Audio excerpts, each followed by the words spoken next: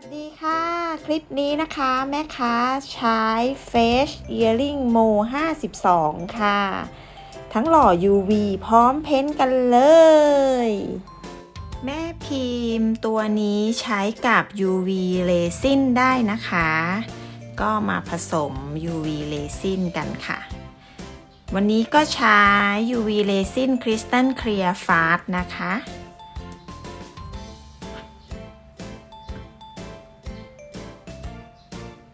ลงไปเลย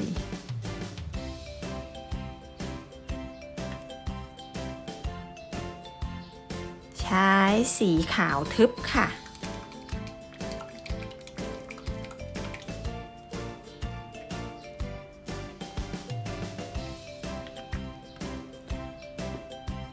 อย่าใส่สีเรซินเยอะจนเกินไปนะคะลูกค้า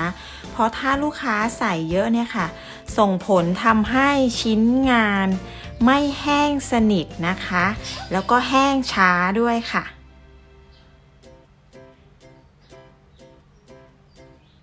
ผสมให้เข้ากันค่ะ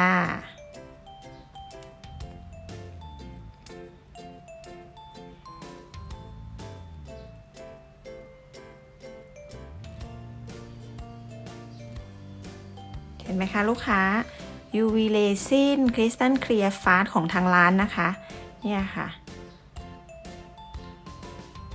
เขาจะไม่ข้นเหนียวนะคะนี่ทำงานง่ายค่ะ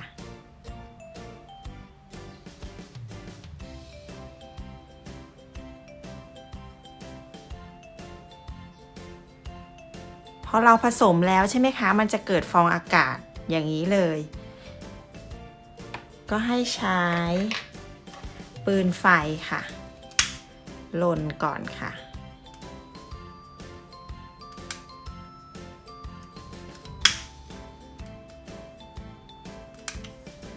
นิดหน่อยพอนะคะแล้วก็เทค่ะ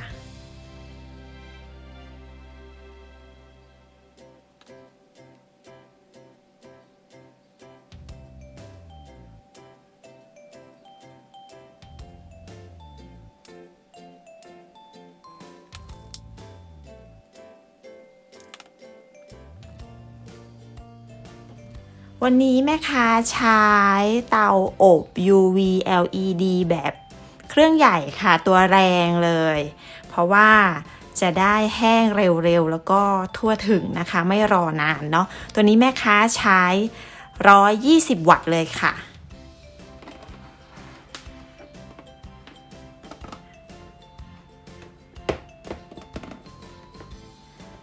สัก60ค่ะครบ2 นาทีแล้วนะคะก็ให้กลับด้านค่ะกลับด้านพิมพ์นะคะลงไปอบต่อค่ะ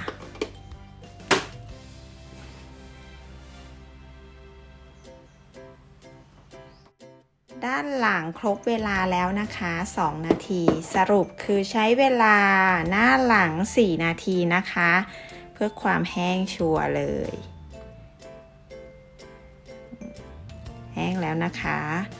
เรียบลื่นเลยมาแกะกันค่ะปึ๊บนี่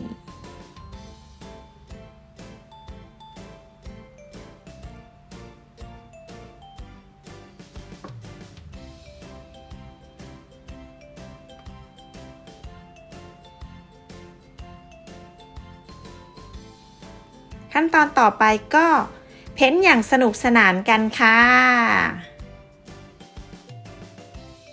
สีที่จะใช้เพ้นท์ก็คือสีอะคริลิกนะคะนี่วันนี้แม่ค้าจะผสมสีให้ครบหมดเลยแล้วค่อยทาทีเดียว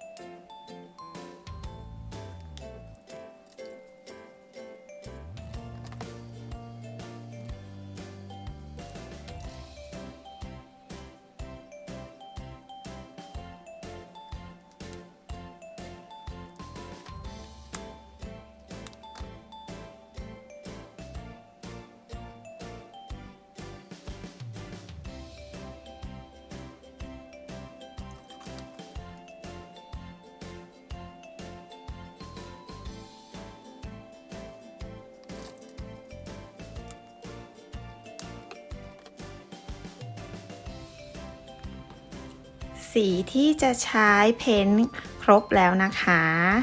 มาเริ่มเพ้นท์กันเลย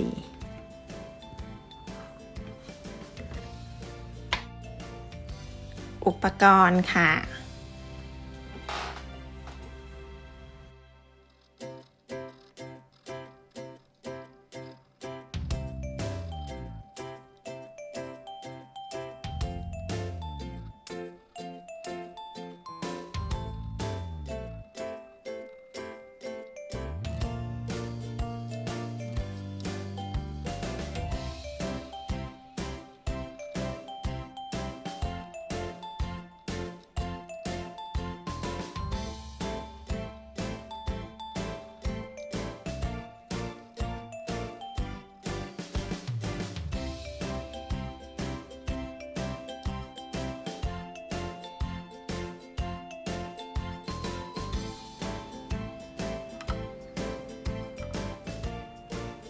เพ้นง่ายนะคะลูกค้าเพราะว่าพื้นผิวตรงนี้เขา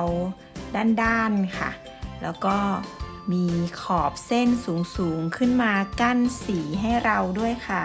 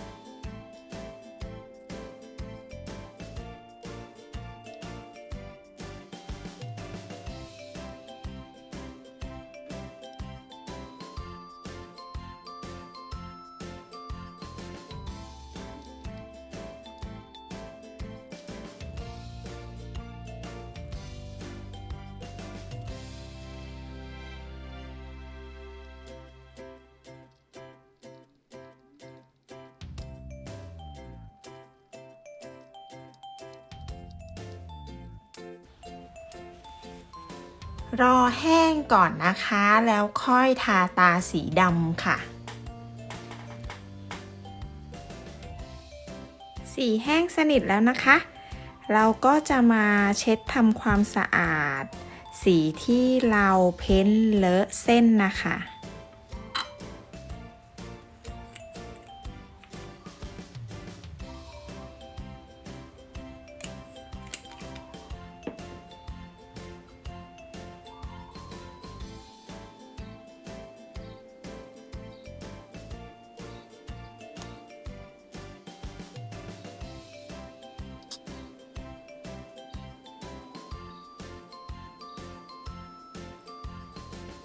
เมื่อเช็ดสะอาดแล้วนะคะก็มาเก็บรายละเอียดสีพร้อมเพ้นตาค่ะ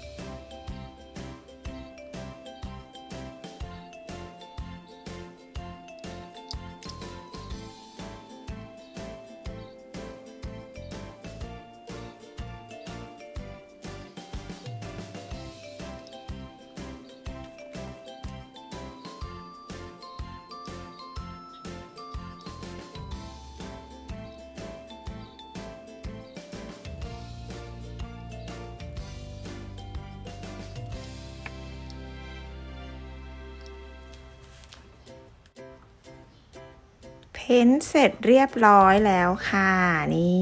น่ารักจังเลย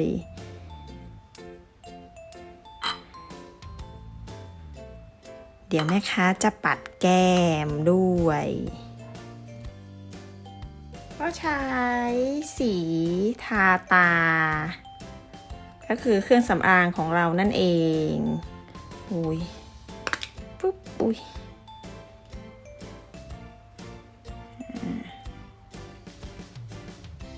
เอาสีนี้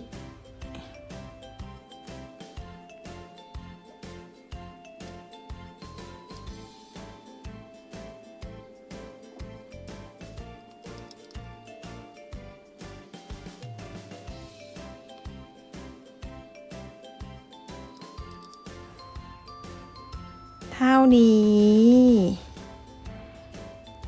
การ์ตูนอนิเมะของเราก็ได้แก้มสีชมพูระเรื่อแล้วค่ะเคลือบด้วย UV เรซินกันค่ะ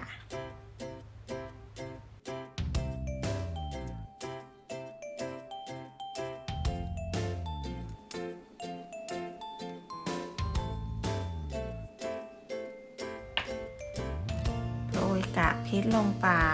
เพิ่มความวิ้งค่ะ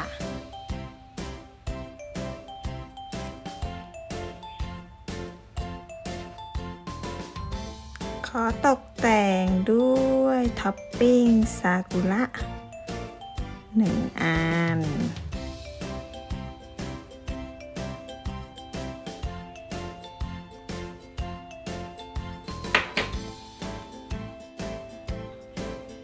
จากนั้นก็อบให้กากเพชรแล้วก็ท็อปปิ้งติดกับ UV เรซินค่ะ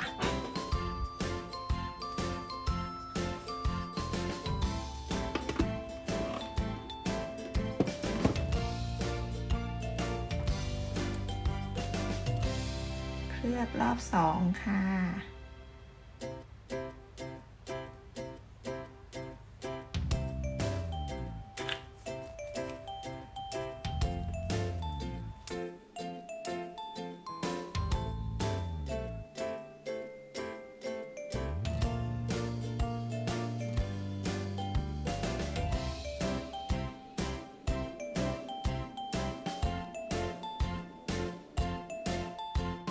ก็อบค่ะ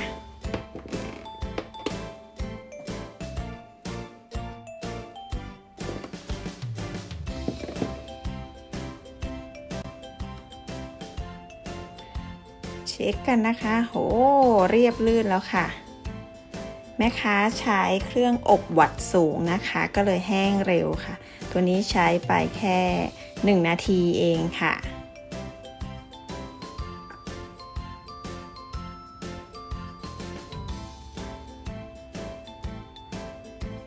แห้งเรียบร้อยแล้วเงาวับเลย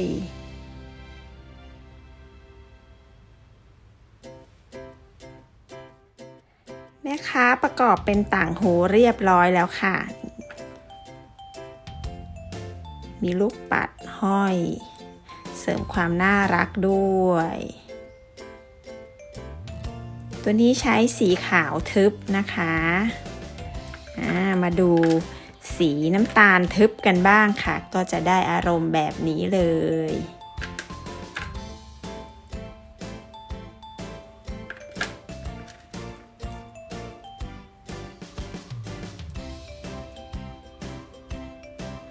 น่ารักทั้ง2แบบเลยนะคะลูกค้าลองทำกันดูนะคะ